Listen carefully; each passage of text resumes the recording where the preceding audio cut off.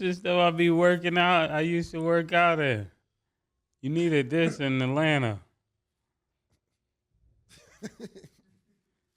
This the one from the team though. This from the championship year. All I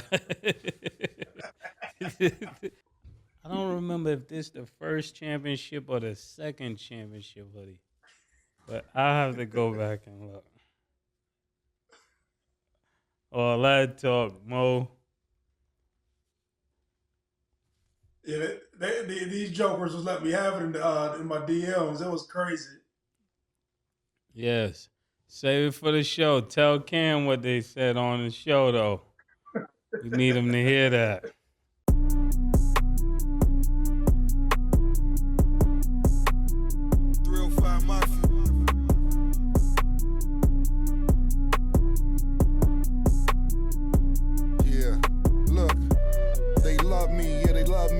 Love yourself. For that, and God we trust me. I don't trust myself. Your jewelry, I get it took.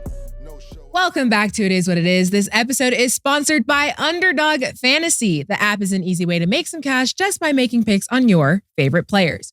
Underdog's available in more than 30 states, including California, Florida, Texas, and New York, just to name a few. Make sure to support the show by hitting the link in the bio and downloading the Underdog Fantasy app. They will also match your first deposit up to $100, and you get a special pick when you sign up. Of course, I'm Treasure Wilson, aka Stat Baby, along with your hosts, Cam and Mase. Roof. I don't even want to give a nigga. I don't know who I'm up here with today, man. So I'll put my glasses on, man. I don't even got time for this. Nigga talk about Roof. What happened to Oregon? What happened to Oregon, man? Award is for, the dogs, I knew Maurice was going to be here. I want to see if he's winning his college team because I'm winning the team I said will win, I thought you had an Oregon hat the other day, man. I know, but this is the team I said will win this game. But we're going to get into it. And we dressed for the occasion. Yeah, all right, man. I hear you, man. Hey. Pissing me off early, man. I thought when I was coming in, I said, oh, my nigga hoodie murder back. I was like, okay, I see my nigga with the hoodie in a minute. I was like, okay, it's hoodie season again. I was thinking we was in the 90s. I see my nigga with a hoodie on. And since the 90s, I should have known. I should have known something was going on, man. I already should have known. I thought it was genuine. Yeah. I thought it was a genuine hoodie moment. It is. It's the dogs. It's the dogs. Killer, come on now. I hear you, man. Boy, massive, Yo, Mo, what's up, Mo? What up? Hey, yo, is that a pink horsepower shirt? Yeah, you see me representing. Hey, yo, that's what I'm saying, man. We could get so much money. You ready to come home? Stop selling them drugs, man. Come to the house. I'll send you the mother load tomorrow, man. Look, you already know how we get down in the town. I like that, man. I like that. And you know what? You didn't call and say, Cam, send me a package. You ain't say, Cam, send me a shirt.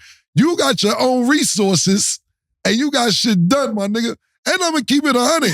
I ain't trying, not being funny or nothing, but it's looking like you may need to try out for the Jets. I see the guns and all that, man. You might need a little tryout or something. Find out you try to get back in the league at 40. Yeah, these done. But I'm telling you, look, you was teasing me about all these other weeks about being down with other sets. I just let you know what time it was. Yo, thank you so much, man. I appreciate that, man. Hey, yo, you know what? We're going to manufacture them drinks and call them the Maurice Clarett 00 Ohio editions and break some bread, man. That's what we do.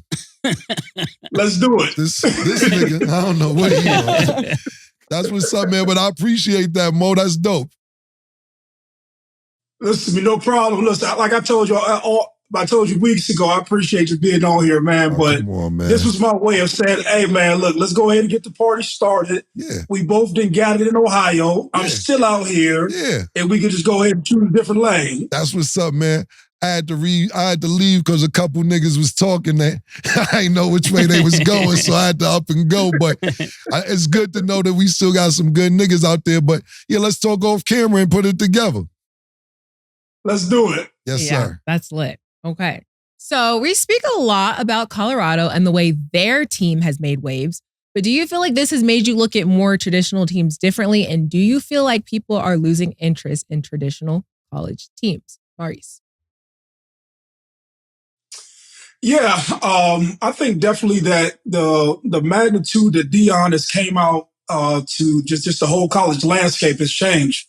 You know, he's brought his major personality. He's brought every celebrity you know on the man, be a movie star, be a musician on the sidelines. And to me, that's paled in comparison to what we've typically watched. Typically, you've watched, you know, college coaches be like the personality.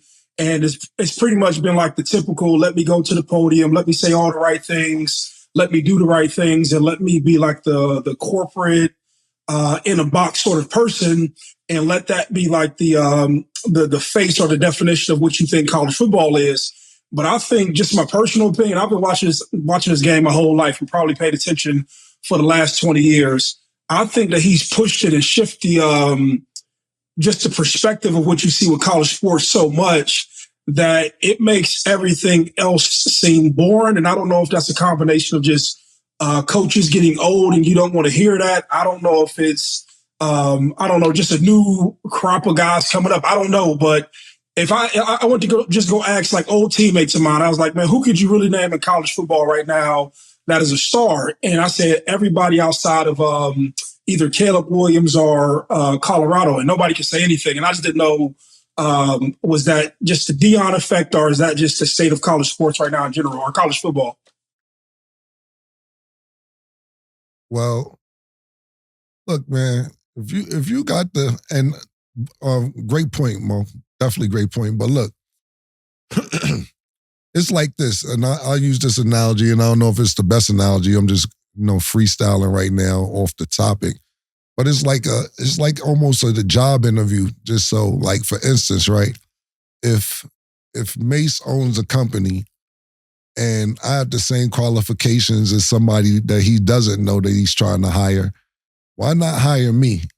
Because I'm your man and I could get the job done just like the guy that you don't know get the job done. It's not Deion's fault that he knows The Rock. It's not Deion's fault that he's cool with Terrell Owens. It's not Deion's fault that Cam could come down there and dance on the sidelines. It's not Deion's fault that Michael Irvin is his man and ex-teammate. It's not Deion's fault that he could get first take there one day and then have undisputed there the next day, and he's waiting for it is what it is to come down there.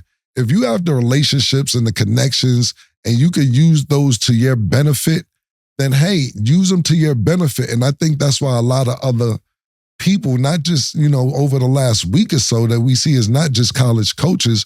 We're seeing that it's former NBA players and NBA analysts and so on and so forth that's upset with how Deion is doing his thing. But it's not his fault that he has the relationships that he has. Was it his fault when it was no water in Jackson, Mississippi, and he called up his people at Walmart and got the whole school water? Was it his fault when they didn't have electricity or whatever it is, and he made those relationship calls that he had to make sure everybody had hotel rooms or anything else that was going on in Jackson State when they didn't have the resources to reach out to people? Oh, it wasn't his fault then. Oh, yeah, Deion, call Walmart, get us water. There's no water here. But now that he's using these relationships in favor for him and his staff and his kids, and that not just his kids that are his, that he's coaching, now Deion's changing the landscape. Deion's messing everything up. They're not going to look at it the same. Yo, y'all niggas got to get y'all relationship game up. Get your Rolodex up, my nigga. At the end of the day, y'all got to make sure that y'all, because listen, if you could call, I don't care what team it is. I don't care if it's Colorado. I don't care. Maybe not Auburn. I mean, not Auburn, Alabama, but any fucking school D1 that could get The Rock to come in your locker room, then they're getting The Rock to come in their locker room. It doesn't matter what school it is. It's The Rock, my nigga. You may not have Cam and Kodak Black or niggas like about ignorance in your locker room, so to speak. It's all calculated ignorance, matter of fact. But if you could get The Rock to come in your locker room and talk to your kids, you're going to do that. So now if people are saying that he's changing the landscape because of his relationships and what he could bring to the table, so be it. He's not breaking any rules, so I applaud him. That was real. That was real interesting. And I agree with everything that both of you guys said. And even to add on to it, Dion is like when that new rapper comes with a new style and it just changed, just music, and everybody now got to follow this new pattern. Right. That's what I look at it as. Dion has just changed everything, and everybody's going to have to go back to the drawing board if they want to compete, because right now, any kid that's in the inner cities got their eyes on Colorado as a destination to go play for. That's what I think at this moment. And for all you that hated on Dion,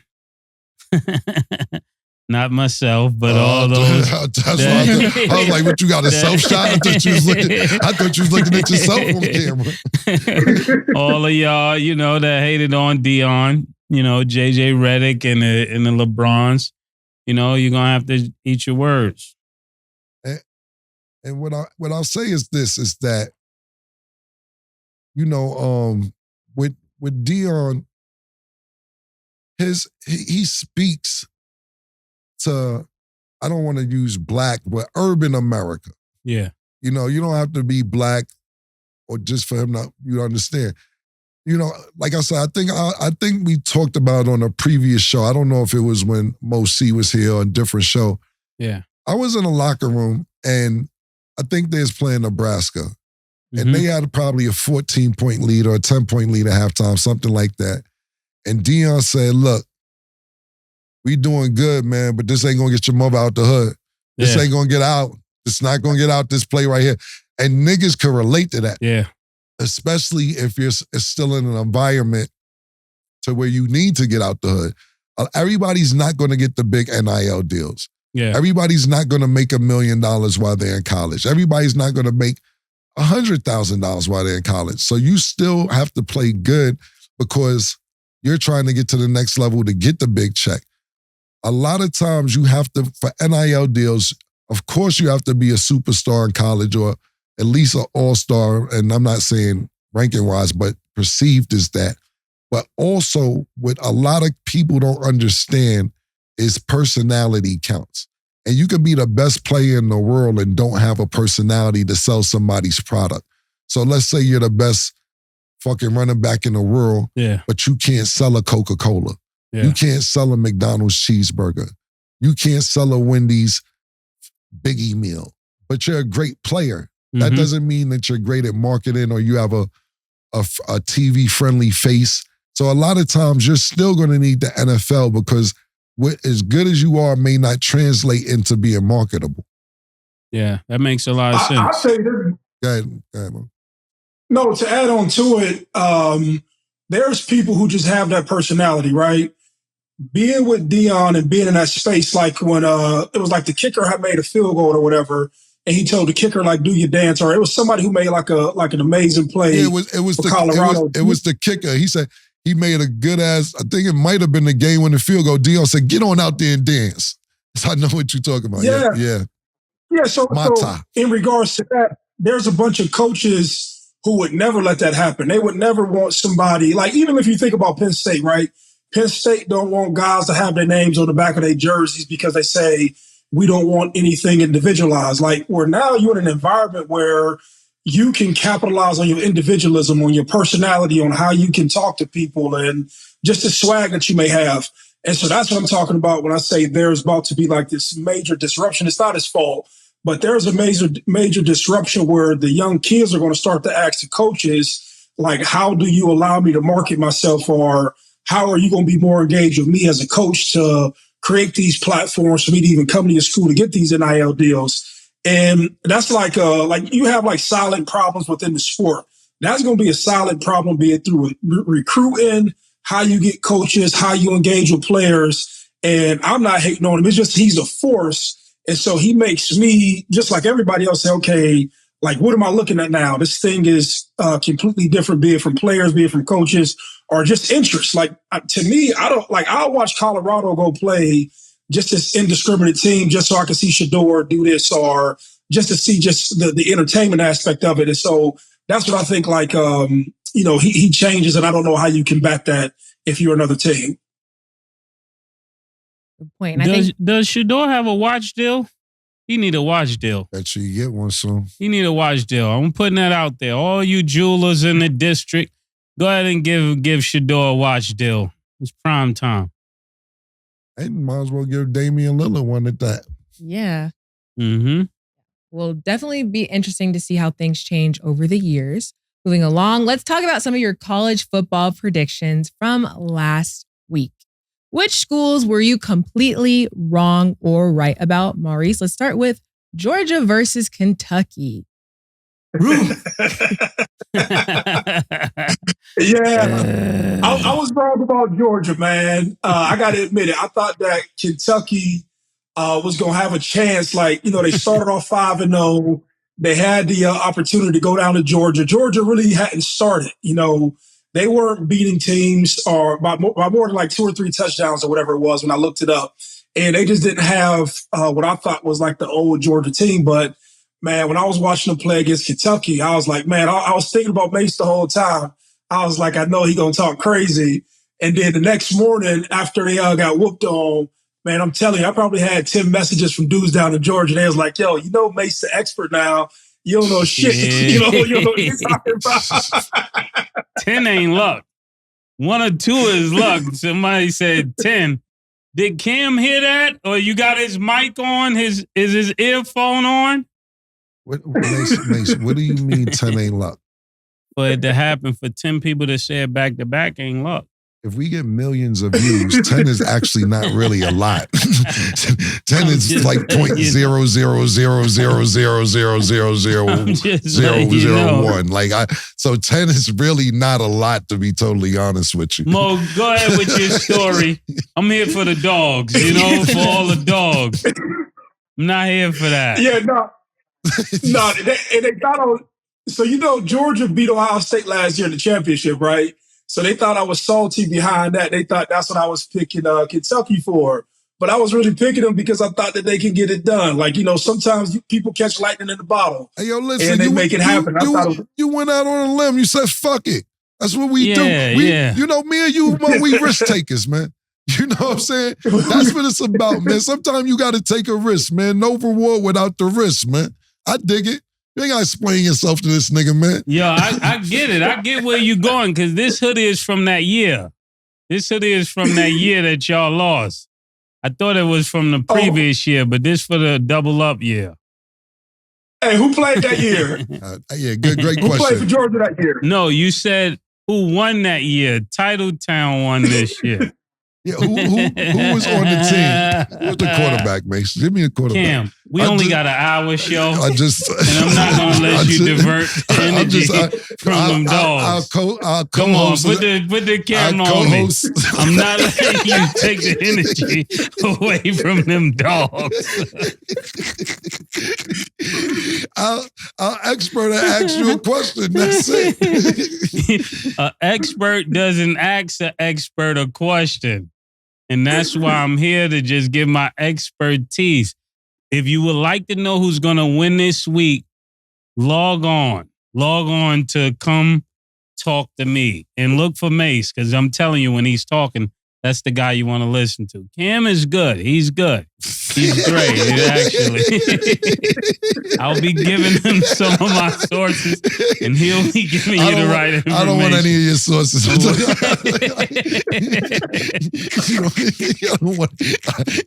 I don't know who's coming behind me. I have to find all your sources. Pause. Yeah. So we just would like to know one player on the team from last year before we move on, if possible. Not right now. Noted. Okay, next game. Ohio State beat Maryland 37-17. Maurice, what was your thoughts on that game? No, they surprised me, man. Going into the season, when you go into league play, and anybody who knows this, man, you have to have some sort of identity And I don't care if it's we pass the ball very well or we run the ball very well.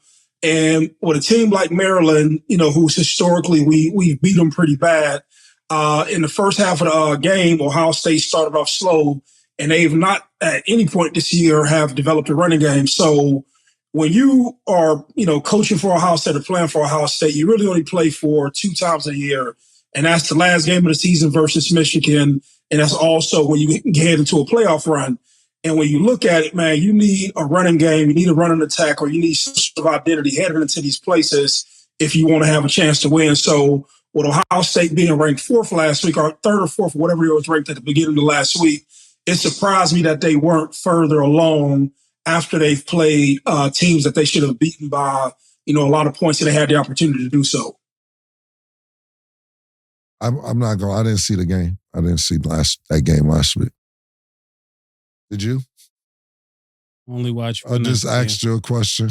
Yes or no? Yes. It's just a yes or no. Did you watch the game actually with Georgia and Kentucky? Did you watch it? I did. I knew who was going to win. I just asked if you watched. I just asked you. When I saw them run away, I knew it was a foregone conclusion. All I did was ask if you watched the game. That's all I asked. I had no idea if you watched it or not. I Skyped in. Okay. Next game, we have to talk about Miami's loss to Georgia Tech. What are your thoughts on that game, Maurice? I had some dumbass shit, but go ahead. I'll let Mo. I'll chime in on that one.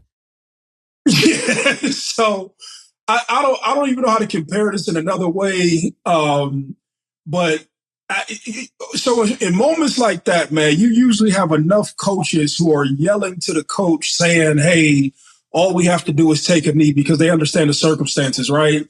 So when you look at the time, you look at the down that they were on, you talking about literally you take 2 knees and you out of there. And I think Miami was 17th, and then they probably watch your mouth. Watch your mouth. You take 2 knees. Chill out, bro. Chill out, man. Yeah. Go ahead, man. I was gonna let it slide, but go ahead, man. Yeah, don't do that in a pink horsepower shirt. yeah. Please don't, man. It's wrong. It may be misrepresentation if you do that. But go ahead, Mo. My bad. Yeah. No, so he go ahead and you got me thinking now, right? So they go ahead and they can finish the game. I don't know how you even equate this to anything else. It had to be the dumbest shit that I've seen in a long time. But that just goes to, that tells you right there that the head coach isn't listening to anybody around him. Like, that's the biggest indicator. That's what you can take from that situation. I've seen that shit. And let me ask you a question. And I don't know, I'm asking. I heard he did some dumb shit before. Is that right or wrong? Somewhere else, at another school. You know, he was a coach who came from. What you say? I can hear you. At Oregon. With Stanford. Oregon. Yo, Nick. We try to include you on the show when we can. You gotta listen to the experts, man. That's why I'm here. This is why Bubba's and y'all yelling Stanford. The dogs is saying Oregon. Yeah. For clarification, That's was why we at got Oregon. him out there. Yeah. Thank you. Hold on. What are you talking about? It was from Oregon. Yeah, no, Bubba, nigga, Nick just jumped out the window. Bubba said Oregon too. Oh. I appreciate the help, Nick, but I don't know if you're trying to sabotage us at this point. No? I was asking. So what exactly did he do at Oregon that relates to this situation? Same exact shit? And they lost too? Yeah, that's why we got him out of there. What did he do, Mason? Same exact thing. What did he do this week? Same exact thing. Do you know what even happened with this game that we're talking about? You keep asking me stuff like I don't know it. Of course, I do know it. So matter of fact, you talk before I go. What happened? I'm not interested. That was one of the biggest things that happened that this whole weekend that just passed. So I thought it was Georgia. It actually was, because Georgia was supposed to win. That wasn't nothing that was shocking. The shit that he did was shocking. Do you know what he did? I don't think you have any idea what happened. If you ask my personal opinion, I think you have no idea what really happened at this game. I'm going to let you be right. I'm going to let Stat go because she went to the school, and I know that hurt you even more to see that this nigga fuck up to that level of capacity. Yeah, I think we all can agree that was one of the worst plays that we've ever seen in college football. But at the same time, I love my school, but I'm not surprised. I feel like as a Miami fan, I kind of compare us to the Cowboys because we just do dumb mistakes at the last minute, and we're going to have to face the repercussions for it. It was a bad coaching job decision, whatever you want to call it. And honestly, people are saying that he should be fired. And after a play like that, wouldn't be surprised if some changes were made, but he just kind of infiltrated in as the new head coach. So I don't know what's next for us. We have a lot of injuries and things to fix. We're not where we were, but as always, I'm a loyal fan. I'll be optimistic for the years to come. The thing about it is this, the problem with this situation is this, that Miami, people started to talk about Miami again.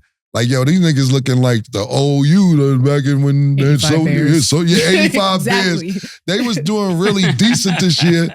And then to lose a game with that dumb fucking call from the coach. And at the same time, you know what's fucked up? Is because the player's gonna feel like shit. Like, damn, I shouldn't have fumbled the fucking ball. I should have held on to the ball. But in reality, he shouldn't have been even put in that situation. Let me ask you a question, Mo. And I know it's two totally different magnitudes because a Super Bowl was at stake. And this wasn't even a bowl contention situation. But I'm talking about as a football player, what was dumber? To not kneel, pause, and run the clock out? Or when Russell Wilson tried to pass the ball instead of handing it off to Marshawn Lynch? Which one was dumber as a football play or coach or decision?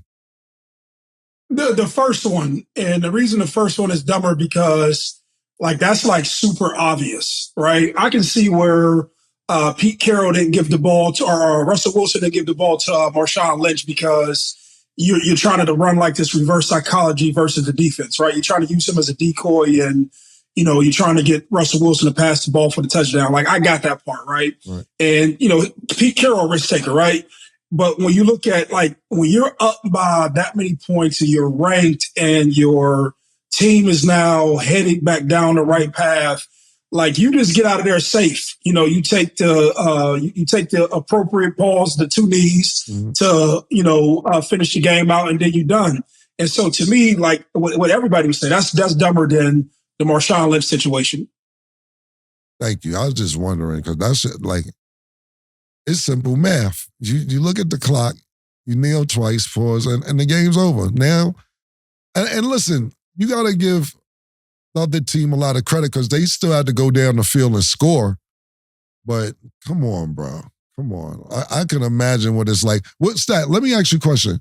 If this happened, say it was your last year, what would campus be like right now? Oh, it would be basketball school. That's where we were. That's what ended up happening. It happens all the time. People stop showing up. We go to the tailgates because we already got to take a bus. We don't have a stadium on campus. Right. We go into the tailgates and then we going home. Right.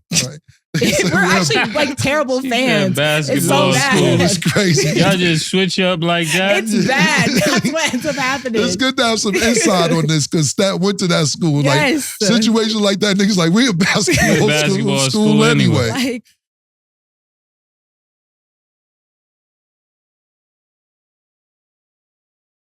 Okay, Sean Malik Rutherford, Bub's nephew. Okay.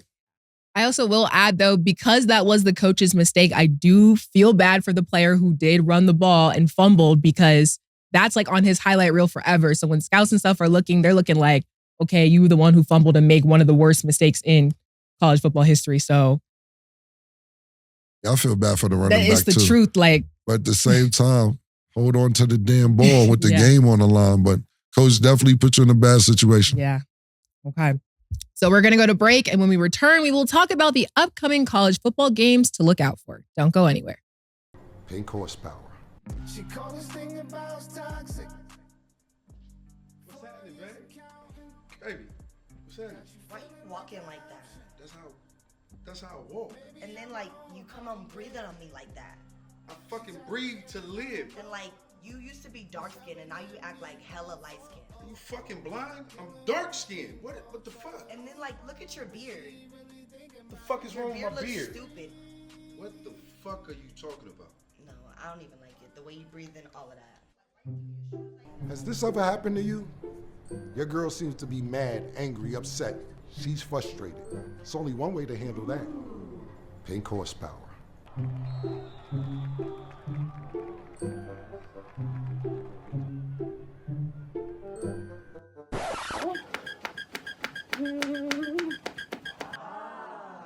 But your breath is really refreshing. No.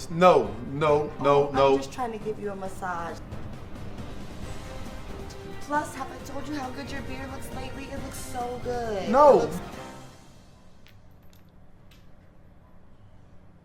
PHP. It works every time. Wait, where you going?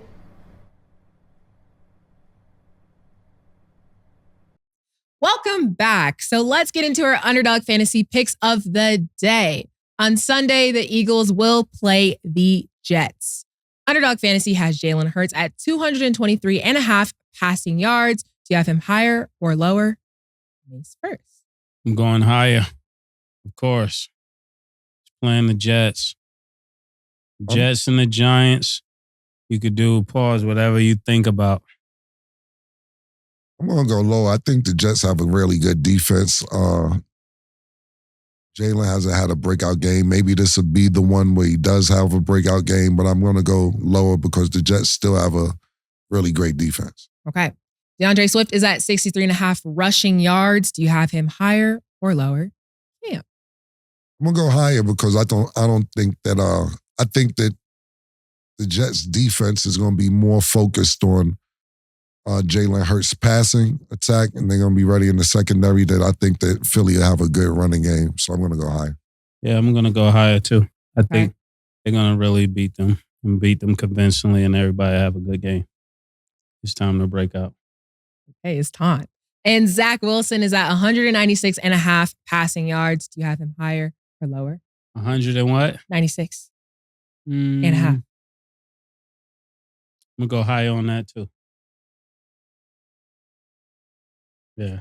Okay. Well, I don't. I have no confidence in Zach Wilson. What the fuck? Wilson. Aaron Rodgers' little protege, whatever that little nigga name is. It's so fervent. No. That's Aaron Rodgers' little nigga. You know why I feel bad for Zach? Showed a little spark last week, so but you know, we from New York. We settle for anything mediocre. Anything mediocre we would take. The thing about the nigga Zach Wilson is that I feel more bad for him because he was like, I just supposed to have been chilling this year. I'm supposed to be taking notes, seeing what Aaron Rodgers do, all this shit. Watch how he 3-step back, 5-step back to 7. This way, now he get thrown in the fire. The first game, Broadway Joe mad, everybody mad, to the point where they're so mad at him that when he has a halfway decent game, they're like, okay, this kid is all right. He's not bad. He didn't do nothing special last week. Nigga, he did so terribly that it was good that, you know, they lost the game. And niggas like my man Tito talking about, it looks like we got something here. Yo, you know, like y'all came close. You know y'all lost, it's right? It's that Nick attitude. Yeah. You know, nigga, New York Knicks shit. Like, yo, I said, yo, y'all lost. He said, but we seen something. I said, yeah, Zach talking about he's Zach Marino, all type of dumb shit. Zach Montana. Yo, you know y'all niggas lost, right? Niggas be like, but you ain't see? Yo, it's an L, bro. Lower. That's it. Okay. Make sure to download the Underdog Fantasy app and you can make your picks too. We are joined back by our football analyst, Maurice Clarett. Okay. So looking ahead, there are some major college football games approaching. So I want to know your picks. Maurice, starting with Oregon versus Washington. I'm going Oregon. Yeah. Smart man. This nigga here, boy. Smart man. Okay. He's starting to side with Day now. Okay. No, they high powered and they score a bunch of points. If you look it up, it's hard to beat a team who averaging 50, 60 points. And they averaging above 50 right now. And I don't know how you stop that. Hmm. I'm going to have to take Mo's word. I haven't seen Washington play, but I did see Oregon play. And the one game I seen them play, they kicked ass, man. They beat the shit out of us. So I didn't know anything about Bo Nix. I didn't know anything about the running back. And see, listen, this is more credit to Dion. I would still not know nothing about y'all. I'm not the college expert. Mose is. That's why he's up here schooling us about the shit that we need to know. But if y'all didn't play Colorado, I wouldn't know shit about you. So I'm going to pick you on the strength of Mose and on the strength of the one game that I did see you play. But I don't know what Washington's about, to be honest with you. Next, USC versus Notre Dame. Maurice, who is your pick first? Yeah, I'm going with USC, man. I think Notre Dame, and they probably had a bad schedule, but they lost to Ohio State. They went down to, I think, Duke and beat Duke, and then they just went over to Louisville and lost. And for you to play or to mentally get up as a kid, you between 18 and 22, to get yourself in the mind frame that you're about to play these 4 significant games, perform well, and do it at the top of, just at your best ability, is tough. And Caleb Williams, they want him to have another great week to separate himself from Bo Nix, and they want to put him on a Heisman run again. So I'm going with USC, and I think they want to improve from the game that they had last week that they didn't do so well at. Yeah, you're right. They can't afford to lose another game. I know that.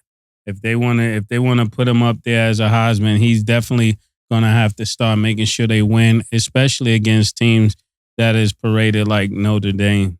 Somebody like that, you got to win those games. Why would you say afford to lose another game? What game did they lose? It's just when you looking at like USC, right? They did lose a game, right? They lost. No, they didn't lose. No, they didn't. Oh, no, my bad. But I'm saying even they're looking shaky on their defense as well. So they're looking like they were preparing for a loss. I thought last time I didn't see the rest of the game. I thought they lost. Yeah, okay. Yeah. But I stand corrected. I'm for the facts. No problem. I don't have no feelings involved. There's no You emotions. shouldn't. We don't know these people. Yeah. I don't know. We don't know any of these no people. Emotions invested. Good. What happened I'm for was the truth. What happened was they were down 17. That's why I was hoping they lost so I could talk shit to OJ. So when they was down 17-0, I was like, hell fucking yeah. I can't wait. Yeah, that's the game I turned off. I thought they lost that. They came back and won. But that's crazy. But what OJ was saying was this, Maurice, is that USC defense sucks. He said they have terrible defense. And he doesn't really see them going undefeated because of their defense. Nothing to do with offense. What do you have to say about that? Oh, I agree with him because just the conference that they're in, they play teams who score a ton of points, right? And so people will let Caleb Williams throw for 4 or 5 touchdowns, and they feel like, okay, if we can minimize what he does, we can give him his 4 or 5 touchdowns. Prime example, if we go play Oregon, we'll score 50 points on them, right? And there's other ways to neutralize a good QB. If you just say, hey, let us stay on the field longer and we can slowly move the ball down the field against a horrible defense and we keep Caleb Williams on the sideline and sort of like minimize his opportunities, then that puts you in a position where you can strategically beat USC. So I agree with him. There's no situation where they should have ever been down, 17-0. But Caleb Williams is their neutralizer for bad defense, and OJ, no. And like I said, I know people have a personal feelings about OJ, man, but he really smart. He really understands the game. He really has, a great assessments every time I hear him, and he knows what he's talking about. I don't think USC is going to lose until they play Oregon. That'll be probably the time they lose if they didn't already lose. So you got me on record. I got you on record. So I'm gonna look at their schedule, and then I'm gonna shoot a message over to the group chat to see if you correct or not. I'll be able to tell who's the expert and who is it. Hot take. Okay, Colorado versus Stanford.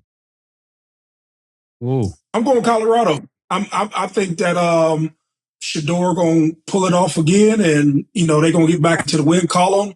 And I just enjoy watching them, for whatever, win, lose, or draw, whatever they got going on, man. I really enjoy watching those guys. And more so for the future moving forward, I want to see how they grow. And next year you have more to it. And Paul, I'm going to say pause to that one. I want to see how Colorado gets better. Yeah. I want to see how Colorado gets better and just watch these young dudes mature on their team. Do you think if they, and I'm not saying they're going to lose, but I'm saying if they lose this game, do you think it becomes a 500 season at that point? I don't know. I haven't paid. I would likely say yes, because I assume that some of the teams that they play on the backside of their season are the better teams within their conference, right? And I remember, like, earlier in the week, Cam said that they've overachieved already. They've won more games than they were expected to win. But I just think it's entertainment. So it's like the same reason that people watch Floyd Mayweather, right? Some people watch him to win, some people watch him to lose, but nonetheless, they are entertained with what they have. And I'm sort of watching Shador for the same reason. I want him to win against all this opposition. Like, even when he went to the crowd and he had, showed off his wrist, and everybody was like in this big frizzy about, him going to the crowd and throwing his wrists up and, marketing himself and doing whatever it was. Like, I'm watching just to have him be successful against that force of people who want to see him fall down. I've been through that personally where people just want to see you lose for no reason. So I tend to root for people I don't want to say the underdog situation, but people who are met with like this great resistance of haters, I guess. Yeah, I'm still going through that today, man. So I've been going through that for 25, 26 years, man. So I understand exactly where you coming from, man, Shador and everybody else. Yeah, I'm going to go with, I'm going to go with Colorado anyway, but looking at Stanford has been looking pathetic this whole season. Like, I don't know what's the spread, pause, but for Colorado, yeah, like Stanford I'm looking now, has lost to USC 55-10. They only lost by 1 point to Arizona, 42-6 to Oregon, and they lost to Sacramento State. Colorado should definitely pull this off. If I wasn't booked, coach, I'd be down there. Shout out to, I spoke to Pretty Tony early in the week. If I didn't have a show this weekend, I'd be down there, but I'm taking the rest of the year off for all my shows because I'm part of the staff down there at this point. And they look forward to me being there. Travis is back, so I don't see them losing, really. Yeah. But, I'm part of Oh, he is back, yeah. Yeah. So I'm part of the coach support staff. So this will be my last week that I won't be in attendance. For the rest of the season, I'll be there. Because the best ability is availability. Yeah. You get it. Yeah. Oh, man. Hey. Yeah. So I think we all know that NIL has completely changed the game of football, but I don't think people realize how much these players are actually making. Shador Sanders is number one at $4.8 million, then Arch Manning at $2.8, followed by Caleb Williams, Travis Hunter, then JJ McCarthy. Is this list surprising to you? Yeah, I didn't realize Shador had made that much money. And I'm also not surprised that the Manning kid makes that much money, be it that his family is like that. But I don't know, surprising a little, but happy, yes. I'm happy that you now have some of the dollars that have been generated in the space being pushed to these young dudes. I'm happy that they can, Shador came from a good situation anyways, but I'm just happy that these young dudes are finally getting a portion of this, because you understand, like, after this, you then have other players who come behind them who can negotiate. They may have understood certain deals that, Shador did that worked for him or work for them. And then now these just give more opportunity and more things for the younger generation, or people who come behind them to build upon it. So it won't seem crazy if a kid makes $5 million or $6 million who has something different, or if a kid is looking to market himself a certain way. You have the blueprint. So I'm happy for them, but I didn't realize that they were making that much money. Let me ask you a quick question before I comment. Peyton Manning's nephew, is he still in high school? Or is he in college yet? I thought he was the backup quarterback. Yeah, he's backup quarterback. Behind the dude Quinn Ewers. I could So be he's wrong. in college already. Okay, because I was just about to say, like, if that's high school, that's just crazy. the fucking kidnapping to be in. Fuck you mean you got $3 million in high school? Yeah, I just wanted to know that before I elaborated on what we're talking about. Look, the kid, listen, man, he's Dion's son, which means, and I'm talking about Shador, of course, he knows how to market. He's been watching his father be a marketing genius since he was born. Yeah. The kid was on a reality TV show when he was about 4 or 5 years old. I remember this because I used to watch it on Oprah's network. He was a star then because he was hilarious, not even an athlete. He just had personality. So at the end of the day, he knows, he gets it. He gets when somebody comes to Colorado and goes to the Buffalo and starts stomping on it. He knows what to do to get the camera attention to him. Even last week when they played and the game was close and you got however many seats, 30, 40,000 people cheering against you, and you end up winning it within the last 2 minutes of the game. He doesn't run the locker room. I don't know where or how quick, but I watched when the clock hit to the time they put the camera on him, the watch was on. It was about, the game was over 32 seconds and the watch was on. And he goes right to the crowd, stand there for the perfect amount of time. Like, you know how you get he stood there for, I would say, approximately 34 seconds. So enough to give you, yeah. Then get this up for about 10 seconds. And then let's go. He knows exactly what to do. Much time. He doesn't overdo it. He doesn't undersell it. He knows exactly how to market himself. And this is why, what they said on Coming to America Murder? He said, now the big bucks are coming. Yeah. You got to think, he's being a younger brother, he got to see everybody not do what was requested. That's another thing that comes from being like the younger brother. You got to see what would have happened if people would have listened here or if they would have done this differently. And now he gets to execute with all that wisdom again. Yeah, I totally agree. Absolutely. And look, at the end of the day, put this in when I finish when Mo comes back on. That's why he's the highest paid. Yeah. All right? Say what you want. Yeah. Say what you must. But at the end of the day, it's basketball players in the NBA. Yeah. It's NFL players in the NFL. Yeah. That are not making the money that he's making as a junior in college. Yeah, that's great. And then just a quick follow-up question. How do you feel about Arch Manning being number 2, although he is the backup quarterback, Maurice?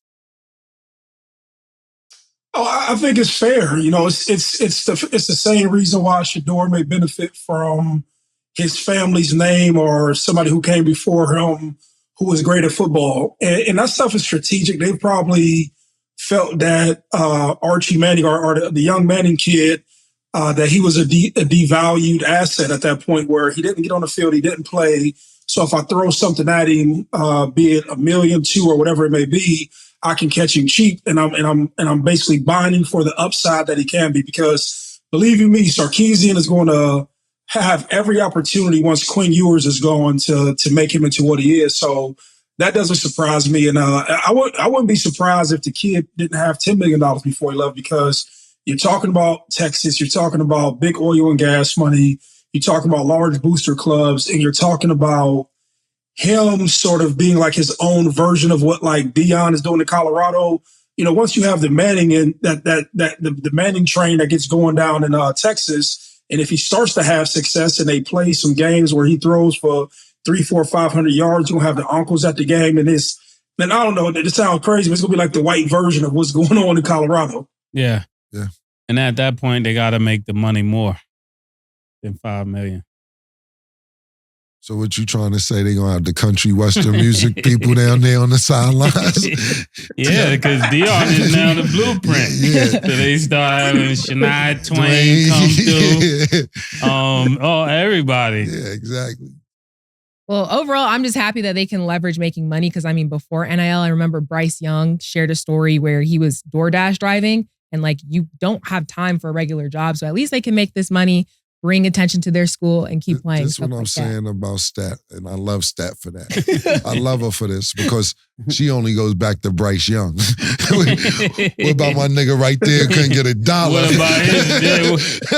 Where your DoorDash money at? Was DoorDash even out? Could you DoorDash? Was it even an option to DoorDash? Yeah, that's crazy. So then, with this being said, a lot of high college sports should bring a lot of those titles back that they took away from players getting money and stuff like that.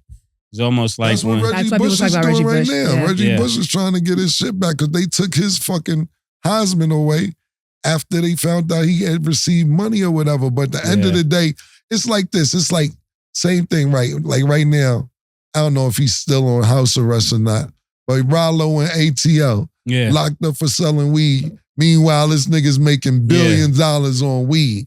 So if you didn't meet the timeline criteria, then you were in trouble. But at the end of the day, I say these people are ingenious because they seen where the shit was going in the future. They were before, so he should join their sponge gang. Yeah, I agree, 100%. They should take that off his record. Yeah, but it's been several before Bryce Young, man, and my nigga Maurice ain't even have a chance to do a DoorDash if he wanted, man. So, nah, but I can't give back because of my criminal stuff. You know what I'm saying? So I did a lot for the school, and the school made a ton of money.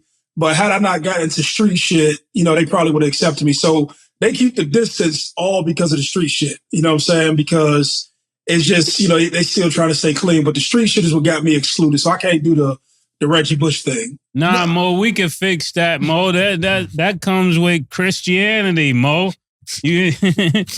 Come on now, Mo. Everybody gets forgiven, Mo. Go get that reparations from Ohio State. Look, and at the end of the day, not even, and I'm not disagreeing with nothing you said about Christian. I'm just saying it's a bunch of Maurice Claretts out there. It's a lot of kids and a lot of superstars. Look, Chris Webber, and I don't know, because him and Jalen Rose go back and forth about who says the truth and who doesn't say the truth as far as Michigan is concerned, and who took money and who didn't take money with Ed Reed, and if that was his name. Who they say took money? Jalen said everybody took money. Chris Webber said, I ain't take a dime. Webber lying, allegedly. So him and Jalen Rose be having their little beef going on. But Chris Webber said that's the reason he left school is because he didn't have any money and he was walking by. This is Chris Webber's story, and he seen his jersey being sold for $200, $300, $400, whatever the price is, and the school's making money off his jersey, but he can't have enough money to get something to eat.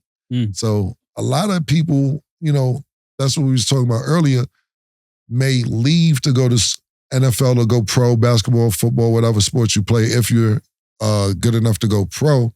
But if you're making this much money in college, why rush the process? Like Caleb, I said his name right? Yeah. I was just making sure. About fight time, I was usually celebing a nigga. Caleb Williams, like, look, he said, and I fuck with him off this, if the right team don't get the number one pick, I'm not going nowhere. You got him. So listen. You don't want to be stuck in the wrong state. Yeah, because no matter what, he's going to go to a bad team because he's just that good. But like you just said, mate, I ain't trying to be just so-and-so city. Now, if they get the number one pick, I can live there. So these kids now have these type of options. Okay. We're going to go to break. Maurice, thank you for being Mo, here. Thank you, bro. We appreciate you, man. Always. I'm going to call you. I'm calling you as soon as we get off. You know? You know what I'm saying? All right, man. All right. When we return, we will talk about ESPN's top 50 NBA list.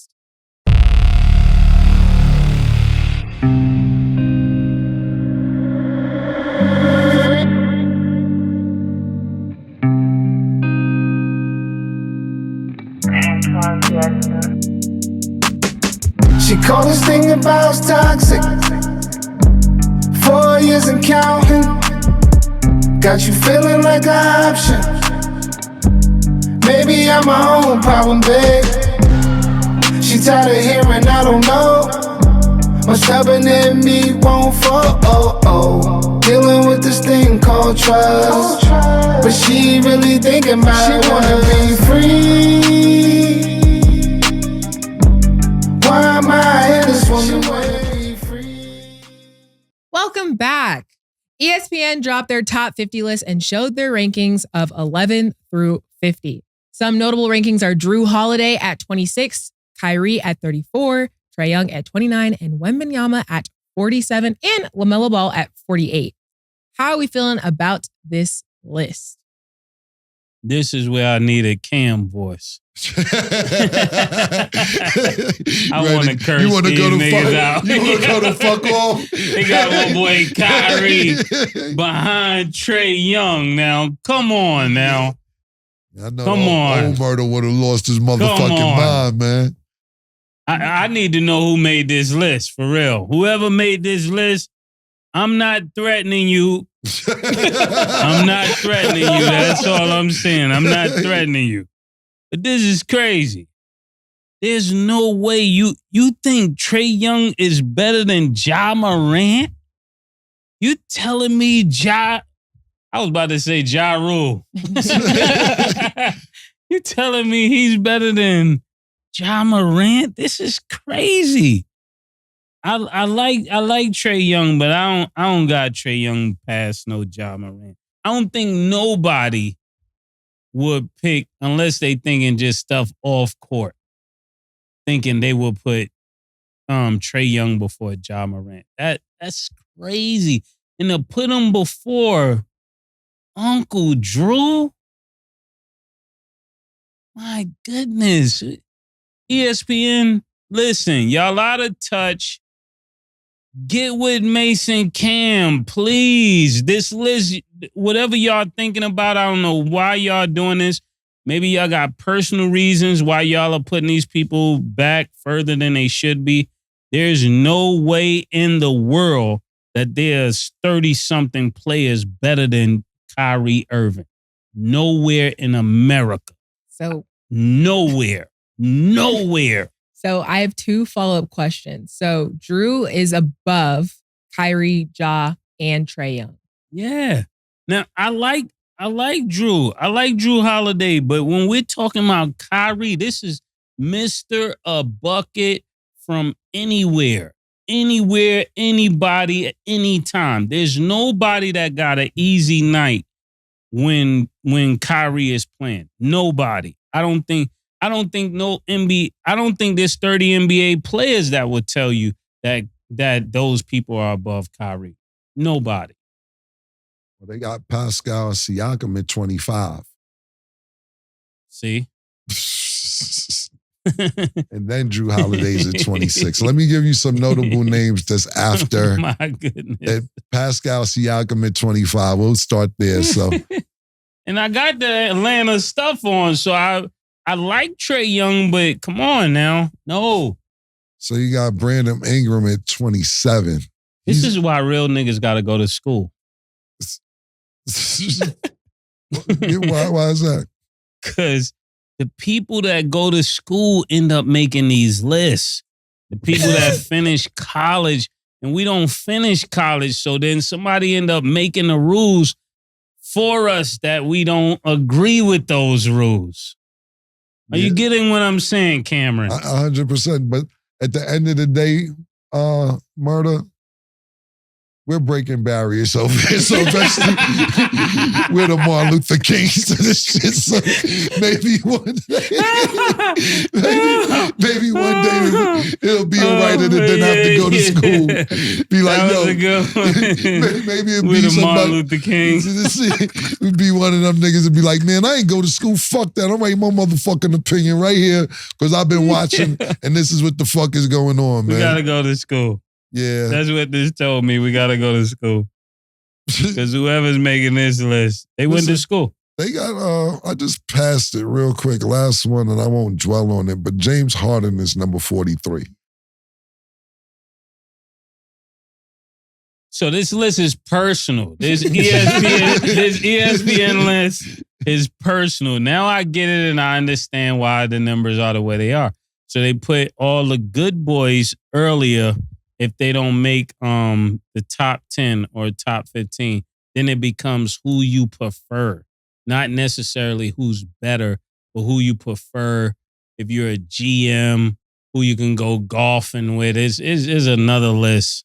It's not based on basketball. I wouldn't subscribe to this list. And then last one, how do you feel about Wembanyama being in the top 50, given that he hasn't played a regular season game yet? You gotta ask the niggas who not in the top 50. Like, yo, and for my opinion is this. James Harden is this nigga right behind you with all the work you've done. Right, exactly. Fresh off the plane. Right. And we're both old San Antonio fans, so what I would say is we'd like to see him do well. Yeah. See, I have this argument a lot with Sin. I haven't argued with him about this in a while. So when they make this list, right, and it isn't necessarily the same argument, but when they make this list, or the experts are supposed to be experts, or whoever, I'll put this away, they're supposed to be experts, and such as you, Mase. Yeah, that's why we need new experts. That's why I'm saying I'm an expert. Yeah. We need new experts. Right. You're an expert. Yeah, but I'm just telling you, the old traditional expert way may not be working because they're basing off what they think this season's going to be. So when they sit there and say, why is LeBron not why is LeBron number 12, so to speak? He's not on this list. Because, Sin would say all the work he did in the past, It was a time LeBron was number one. Yeah. He's just not number one now, but that doesn't mean he's not number 1 or 2 overall. In some people's eyes, Michael Jordan for me, but some people, for me, so it's number 2. This is predictions. This is prediction of what this season is supposed to be. I'm still not agreeing. Yeah, but they're still not saying it's a prediction. They're acting like these are the people who are actually this good. What I'm saying is it has to be a prediction, being that, and you could be wrong, but for a nigga not to have played no games, this is purely prediction. Like, this nigga, you can't go off nothing else. You have to be predicting that, this nigga is going to be nice, because you don't have any NBA games that you've seen him play that make this statement that he's number 47. So this is purely my opinion, and somebody from ESPN can confirm or disagree on what they think they're going to do this season. And that means, for that to be true, that means they might be trying to walk James Harden out. Now, I feel that's very disrespectful, because James Harden shows up to play all the time unless he's mad and unless it's like game 7. Well, let's little baby call him. Amen. Get my stuff, man. Let us know which ranking you think is the craziest on the list. That's all the time we have for today. Thanks for watching. And as always, it is what it is. Two big necks, like when they doing them 2 for $5.